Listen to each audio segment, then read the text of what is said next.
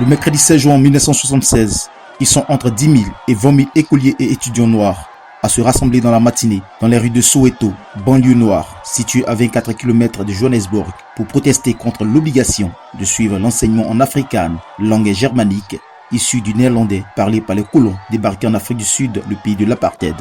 Décret signé en 1974 par Michiel Conrad Botha, ministre de l'Administration, du Développement et de l'Éducation bantou. Les défilés partis d'une vingtaine d'écoles finissent par converger, mais se retrouvent bloqués par une barricade de la police dressée sur leur itinéraire. Les manifestants continuent de défiler pacifiquement en tenant un chant interdit.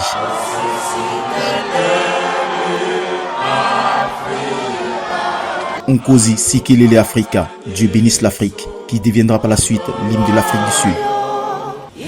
Plusieurs jets de pierre sont lancés par quelques élèves contre les policiers, voulant alors disperser la foule et surtout craignant d'être débordés.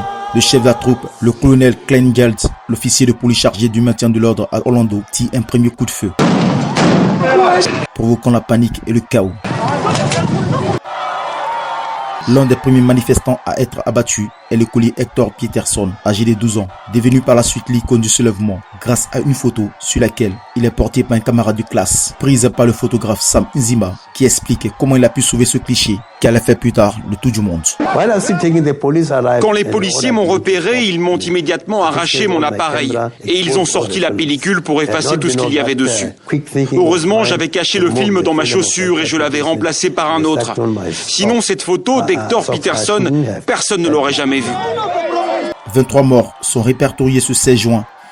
Depuis 1991, la journée de l'enfant africain est organisée chaque année le 16 juin sur le continent africain en souvenir du massacre de Soweto.